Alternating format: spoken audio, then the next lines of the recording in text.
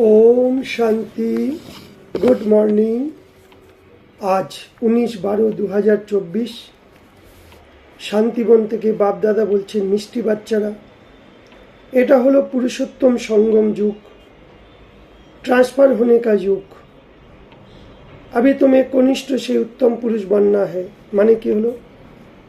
পুরুষোত্তম মানে সব থেকে শ্রেষ্ঠ উত্তম এই সঙ্গম যুগ, সত্য ত্রেতা দাপর কলিযুগ থেকে। কেন? এই যুগেই ভগবান আসে। এখন ভগবান বলছে এই কলিযুগে এসে এখানকার যা কিছু সব বিনাশ হয়ে যাবে, এগুলো তোমার কিচ্ছু কাজে লাগবে না, এগুলো সব ভগবানকে অর্পণ করে দাও। মন বুদ্ধির দ্বারা তোমার জিনিস তোমারই থাকবে, শুধু অহংকার আর মোহগুলো ভগবান নষ্ট করতে চাইছে। তাই মন বুদ্ধি দিয়ে এগুলো সব পরিবর্তন করো। কি করে করব? বাবা, এই বাড়িও তোমার, এটা ভগবানের বাড়ি, এটা ভগবানের সংসার, এটা শিব বাবার সন্তান, আমিও তোমার সন্তান। বাবা, আমার জমিন, বাড়ি, টাকা, গয়না সব কিছু তোমাকে দিলাম, তুমি শুধু আমার। তোমার জ্ঞান গুণ শক্তিতে আমি ভরপুর হচ্ছি, আমার অবিনাশী কামাই করাচ্ছ, এগুলোই আমার সাথে যাবে। মানুষ বলে মরলে খালি হাতে এসেছি, খালি হাতে যাবে, কিন্তু তুমি আমাকে মরাও শেখাচ্ছ। কি দুনিয়াতে শরীর থেকে মরা নয়, পুরানো কথাবার্তাগুলো থেকে মরে যাওয়া আর বেঁচে থাকা ভগবানের জ্ঞান গুণ শক্তিগুলো দিয়ে। এই জন্য এখন আমরা তমপ্রধান ছিলাম, কনিষ্ঠ ছিলাম, তুমি এসে শতপ্রধান উত্তম বানাচ্ছ। উত্তম পুরুষ, আত্মাকে বলা হয় পুরুষ, উত্তম পুরুষ তুমিই বানাতে পারো, কোনো মুনি ঋষি গুরু সন্ন্যাসী দ্বারা সম্ভব নয়। তাই আমরা অনেক ভাগ্যশালী, তোমার মতো বাবাকে পেয়ে আমরা 21 জন্ম 2500 বছরের জন্য সুন্দর জীবন পাচ্ছি। প্রশ্ন, বাবার সাথে সাথে কোন বাচ্চাদের মহিমা গায়ন হয়? উত্তর, যে টিচার হয়ে অনেককে কল্যাণ করার জন্য নিমিত্ত হবে, তারই মহিমা বাবার সাথে সাথে গায়ন আছে। যেমন শিবলিঙ্গ, তার সাথে সাথে শালিগ্রাম, শালিগ্রামও আত্মাকে বলা হয়, দুজনেরই পুজো হয়। আবার আমাদের দেবী দেবতারূপও পুজো হয়। তাহলে দেবী দেবতা কারা? আমরাই ছিলাম, আমরা এখন ভুলে গেছি, আমরা দেবতা থেকে অসুর হয়ে গেছি। আবার বাবা এসে আমাদের অসুর থেকে দেবতা বানাচ্ছে। তাই আমরা বাবার কথাগুলো শুনে নিজের কল্যাণ করে, নিজের উপকার করে অনেক মানুষেদের উপকার করব, তাই আমাদেরও মহিমা গায়ন হয়।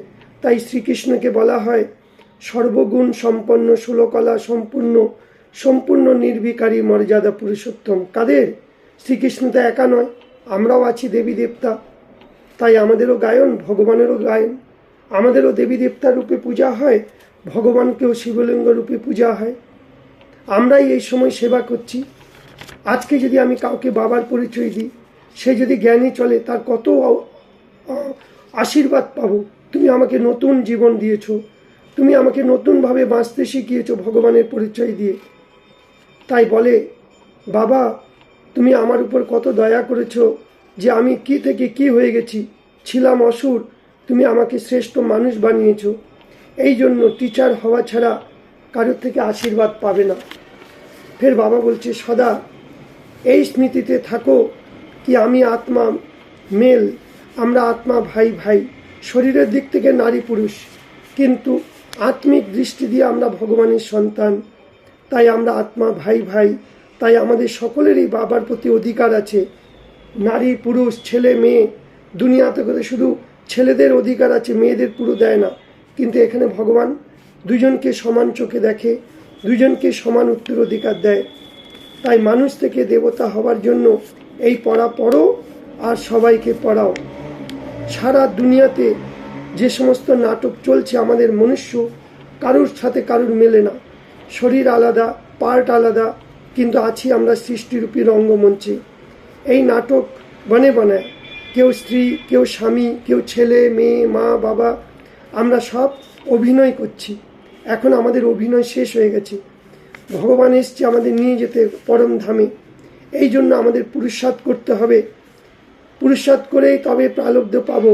এটাও নাটকে রয়েছে। শুধু জ্ঞান শুনলে হবে না, জ্ঞান শোনার পর সেটাকে নিজের জীবনে ধারণ করব, তবেই আমাদের পরিবর্তন হবে, তবেই আমরা প্রালোক পাব, তবেই ভগবানের সাথে আমরা পরমধামে গিয়ে আবার নতুন দুনিয়াতে এসে রাজ করব।